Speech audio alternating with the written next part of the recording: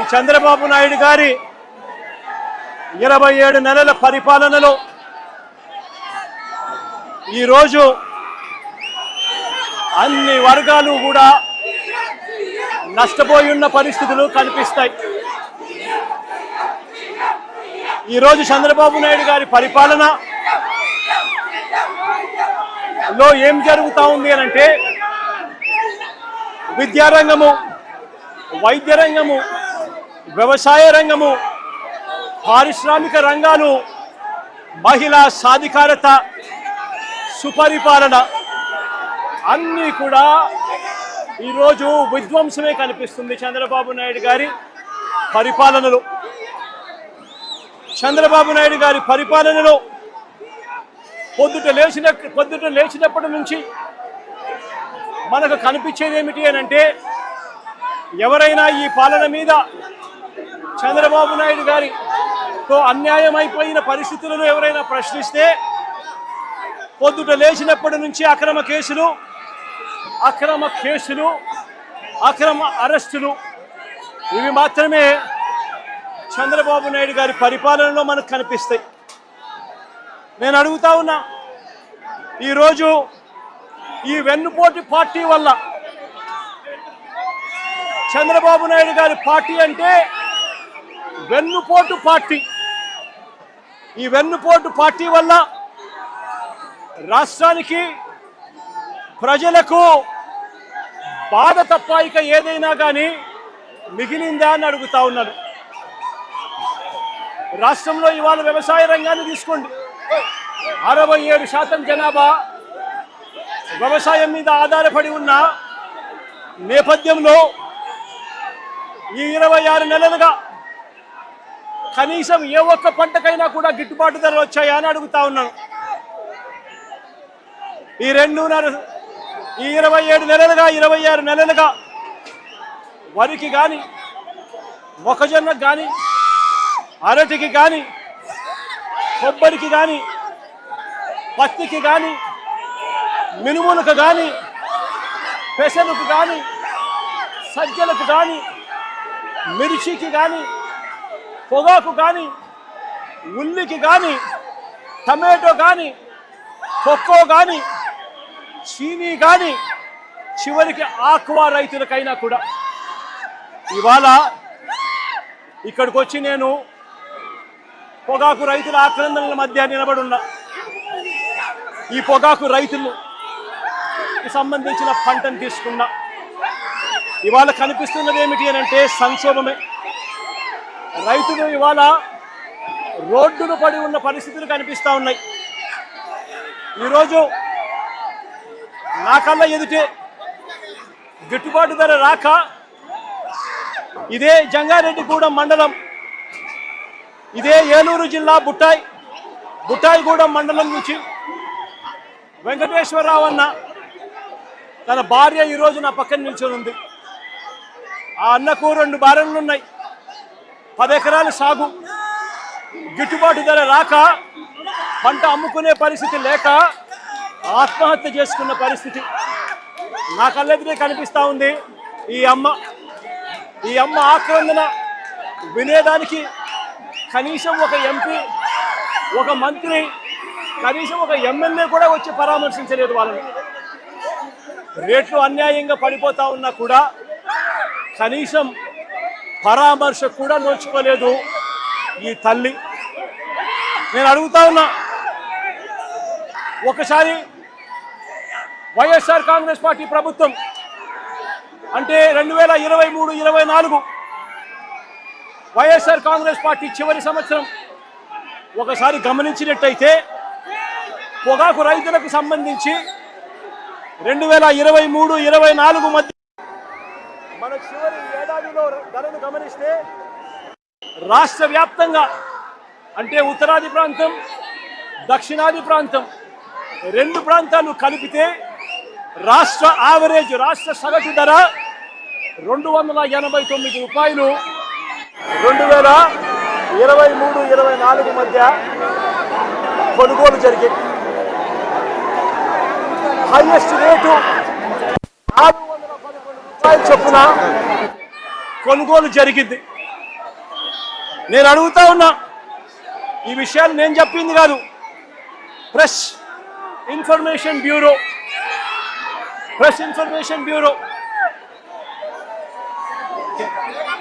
ఏంటండి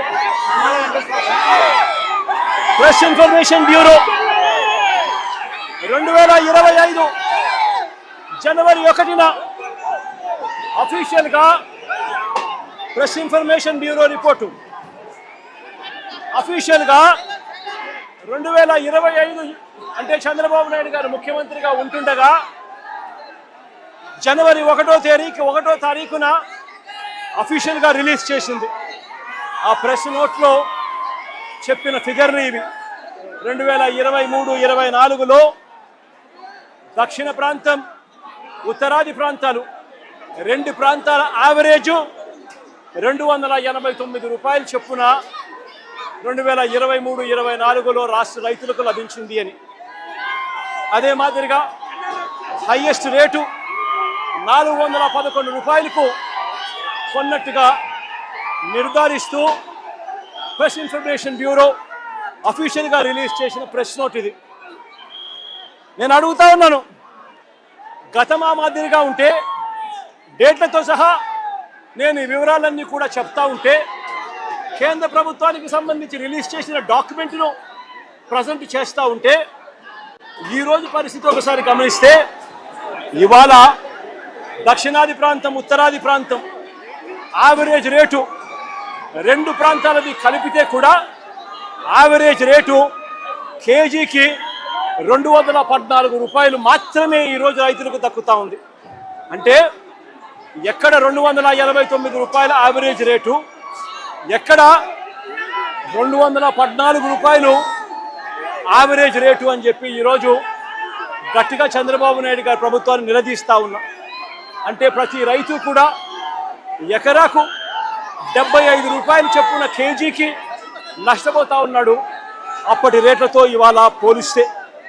ఇదే ఉత్తరాదిన, ఇదే దేవరపల్లిలో, ఇదే గోదావరి జిల్లాలో 2023-24లో వైఎస్ఆర్సీపీ ప్రభుత్వ హయాంలో సగటు ధర 326 రూపాయలు పలికింది యావరేజ్ రేటు.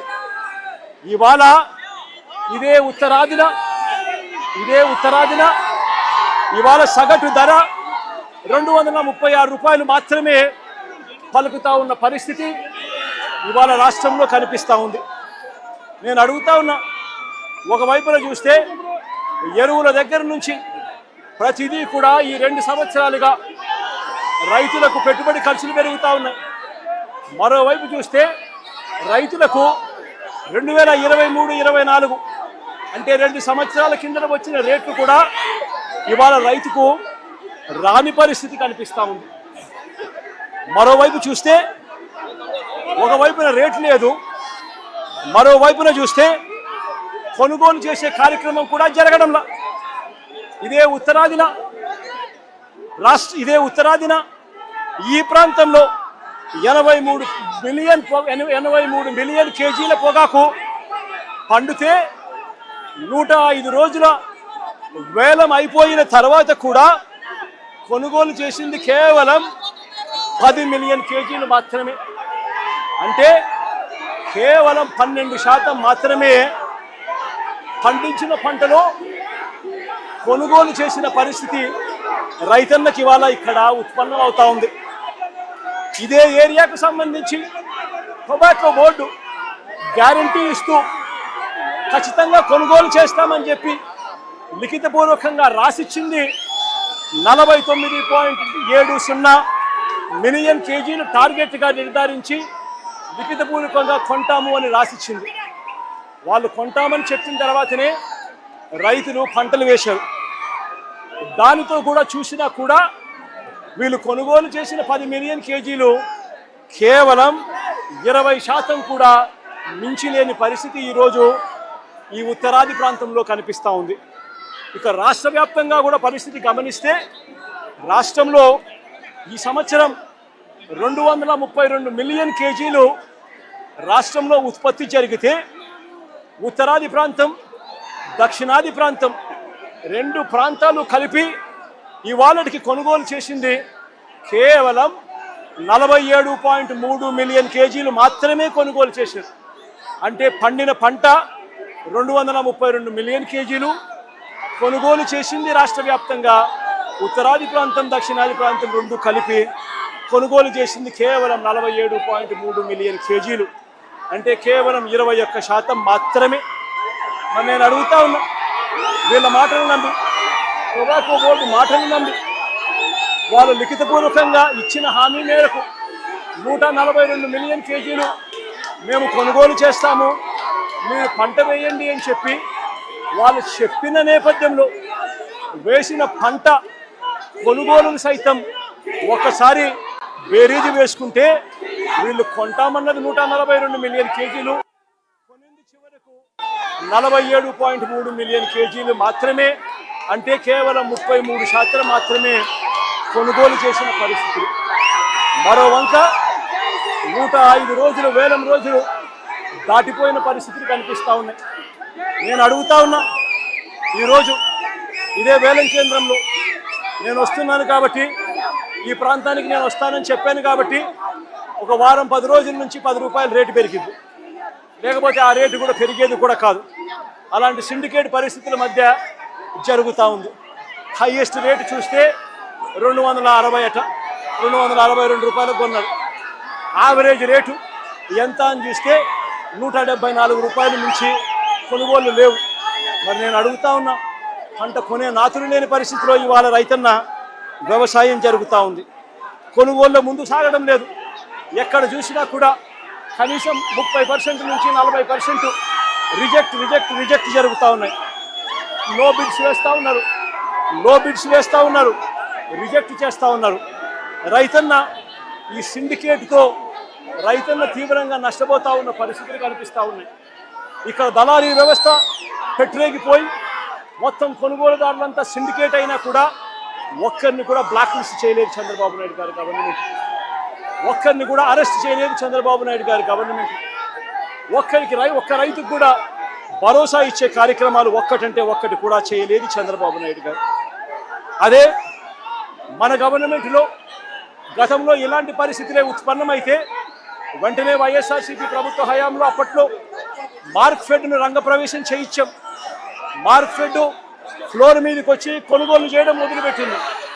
ఎప్పుడైతే మార్క్ఫెడ్ వచ్చి కొనుగోలు చేయడం మొదలుపెట్టిందో అప్పుడు రైతులకు మార్క్ఫెడ్ వచ్చి కొనుగోలు చేయడం మొదలుపెట్టడం వల్ల ప్రతి గ్రేడ్కు ప్రారంభ ధరను నిర్ణయించింది. కంపెనీల మధ్య పోటీ పెరిగింది. దీనివల్ల రేట్లు పెరిగాయి, రిజెక్ట్స్ తగ్గాయి, నో బిడ్స్ తగ్గాయి. ఇది గతంలో జరిగింది. 3,000 కోట్ల రూపాయలతో ధరల స్థిరీకరణ నిధి తీసుకొని వచ్చి 7,800 కోట్ల రూపాయలు పంటను కొనుగోలు 5 సంవత్సరాలలో జరిపి రైతన్నకు ఇబ్బంది వచ్చిన ప్రతిసారి కూడా గవర్నమెంట్ తోడుగా ఉండే కార్యక్రమాలు చేయడం జరిగింది. కానీ నేను ఇవాళ అడుగుతా ఉన్నా, కానీ చంద్రబాబు నాయుడు గారి ప్రభుత్వం ఇవాళ చేస్తూ ఉన్నది ఏమిటి అని అంటే దళారీలతో రాజీ పడిపోయింది. దళారీలతో నాకింత నీకింత అని చెప్పి కంపెనీలతో సర్దుబాటు చేసుకుంది కాబట్టి ప్లాట్ఫామ్ మీదకి మార్క్ఫెడ్ను పోటీదారుడుగా కొనుగోలుదారుడుగా దింపలేదు. చంద్రబాబు నాయుడు చేస్తూ ఉన్నది ఏమిటంటే కేవలం 94 మిలియన్ కేజీల కట, అంటే పంటేమో 234 మిలియన్ కేజీలు పండితే కేవలం 94 మిలియన్ కేజీల కట కేవలం 20 రూపాయలు మాత్రమే సబ్సిడీ కింద ఇస్తానని చెప్పి చంద్రబాబు నాయుడు గారు చెప్పడం జరిగింది. అంటే ఈ 20 రూపాయలు కంపెనీ వాళ్ళకి ఇస్తారట. అంటే కంపెనీ వాళ్ళు రైతులకు ఇప్పుడు ఇచ్చే రేటు కూడా తగ్గించి 20 రూపాయలు తగ్గించి అమ్ముకునేదానికి చంద్రబాబు నాయుడు గారు దారులు తెలిసారు.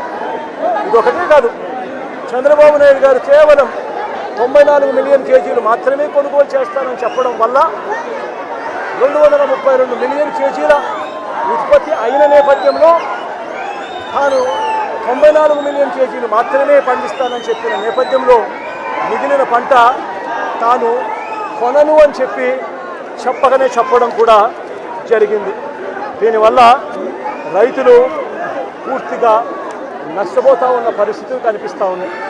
నేను ఒకటే చెప్తా ఉన్నా, చంద్రబాబు నాయుడు గారు చేయాల్సింది ఏమిటి అని అంటే మార్క్ఫెడ్ను రంగప్రవేశం చేయించాలి.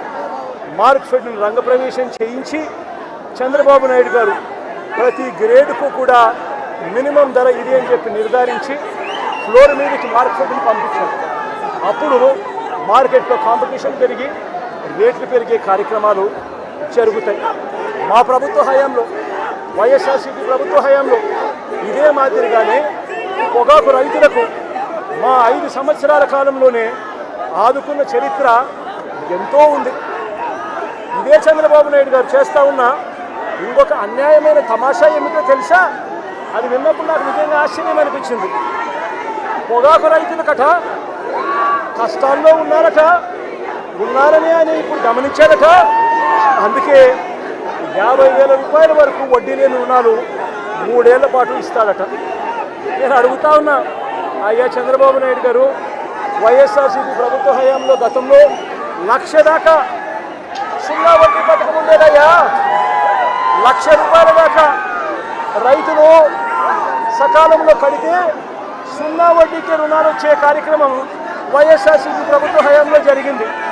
84,66,000 మంది రైతులకు 2,050 కోట్ల రూపాయలు సున్నా వడ్డీ కింద ఇచ్చి రైతులను ఆ 5 సంవత్సరాల్లో ఆదుకున్న చరిత్ర వైఎస్ఆర్సీపీ.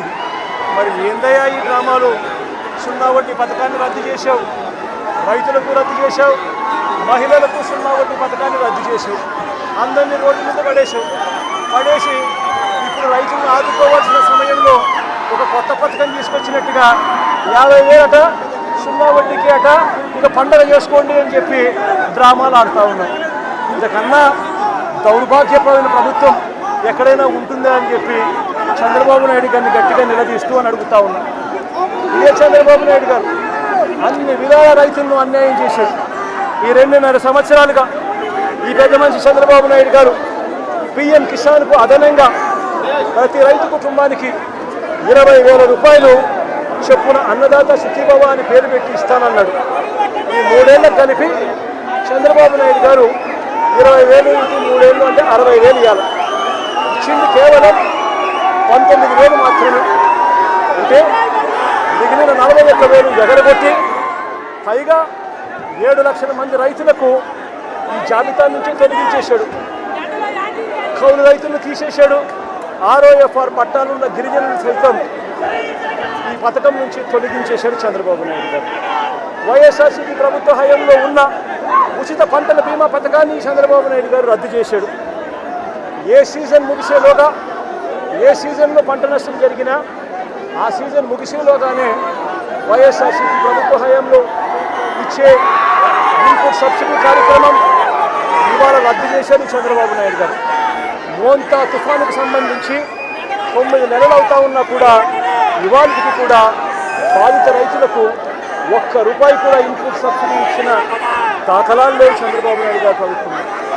ఇదే పెద్ద మంది చంద్రబాబు నాయుడు గారు రైతులకు గతంలో అందే సున్నా వడ్డీ పథకాన్ని రద్దు చేశారు. ఉద్దేశపూర్వకంగా రైతు భరోసా కేంద్రాలను నిర్వీర్యం చేశాడు. ఈ క్రాప్ వ్యవస్థను నిర్వీర్యం చేశాడు. టెస్టింగ్ ల్యాబ్లను నిర్వీర్యం చేశాడు. రైతులకు అవసరమైన ఎరువులు సైతం ఈ 2 ఏళ్లలో విపరీతమైన రేట్లకు పెరగడమే కాకుండా మరోవైపున బ్లాక్లో దళారీల దగ్గర రైతులను కొనుగోలు చేయాల్సిన అద్భుతమైన పరిస్థితిలో ఈరోజు రాష్ట్రంలో వ్యవసాయ రంగం ఉంది. నేను అందుకే చెప్తా ఉన్నా, చంద్రబాబు హయాంలో గిట్టుబాటు ధరలు వచ్చింది. కేవలం ఏ రైతుకు గిట్టుబాటు ధరలు రాలేదు. ఏ పంటకు చంద్రబాబు గారి హయాంలో గిట్టుబాటు ధరలు రాలేదు. గిట్టుబాటు ధరలు వచ్చింది కేవలం ఒకే ఒక్క పంటకు. ఆ రైతులు కూడా చంద్రబాబు గారి వెన్నుపోటు పార్టీకి సంబంధించిన మనుషులే. అది ఏ పంట తెలుసా? ఓ గంజాయి తప్ప. చంద్రబాబు నాయుడు గారు అంటాడు బియ్యం తింటే క్యాన్సర్ వస్తుందంట, కాబట్టి వరికి గిట్టుబాటు ధరలు రాకుండా డమాల్ చేసే కార్యక్రమం చేశారు. చంద్రబాబు నాయుడు అంటాడు మిర్చి తింటే అసిడిటీ వస్తుందంట, కాబట్టి మిర్చి పంటకు గిట్టుబాటు ధరలు రాకుండా డమాల్ చేశాడు. మామిడి తింటే చంద్రబాబు నాయుడు గారు అంటారు షుగర్ వస్తుందట, అందుకే మామిడి పంటను కూడా డమాల్ చేశాడు, గిట్టుబాటు ధరలు లేకుండా రైతులు రోడ్డు మీదకి వచ్చాడు. ఇక పొగాకు పరిస్థితి చూస్తే హెల్త్ దెబ్బతింటుందంట, పొగాకుకు మంచి రేటు వస్తే అని పొగాకు రైతులకు కూడా ఇవాళ డమాల్ అనిపించాడు. చంద్రబాబు నాయుడు గారి పరిపాలనలో రైతులు హానికరం, వ్యవసాయానికి చంద్రబాబు నాయుడు గారి పరిపాలన ప్రమాదకరంగా ఈరోజు రాష్ట్రంలో పరిస్థితులు ఉన్నాయి. వైఎస్ఆర్ కాంగ్రెస్ పార్టీ ఖచ్చితంగా ఒత్తిడి తీసుకొచ్చే కార్యక్రమం చేస్తుంది. వైఎస్ఆర్ కాంగ్రెస్ పార్టీ రైతుల పక్షాన పోరాటం కొనసాగిస్తుంది. ఈ ప్రభుత్వంలో ఈ మాదిరిగా ఆత్మహత్యలు చేసుకున్న వెంకట్రావు అన్న భార్య లాంటి కుటుంబాలకు వైఎస్ఆర్ కాంగ్రెస్ పార్టీ ప్రభుత్వం అధికారంలోకి వచ్చిన వెంటనే ఈ కుటుంబానికి అండగా ఉంటాం. ఇది ప్రభుత్వం తప్పిదం కాబట్టి, ప్రభుత్వం స్పందించాల్సిన సమయంలో స్పందించడం లేదు కాబట్టి, ఇవ్వాల్సిన ఎక్స్గ్రేషియా 7 లక్షల రూపాయలు ఇవ్వడం లేదు కాబట్టి, ఇవ్వని కారణంగా ఆ 7 లక్షలకు డబల్ చేసి ప్రభుత్వం తప్పు అని చెప్పి ఒప్పుకొని అధికారుల చేత లెంపలే ఇచ్చి ఈ తల్లికి మన ప్రభుత్వం వచ్చిన తర్వాత మంచి జరిగిస్తాము అని కూడా ఖచ్చితంగా చెప్తా ఉన్నాను.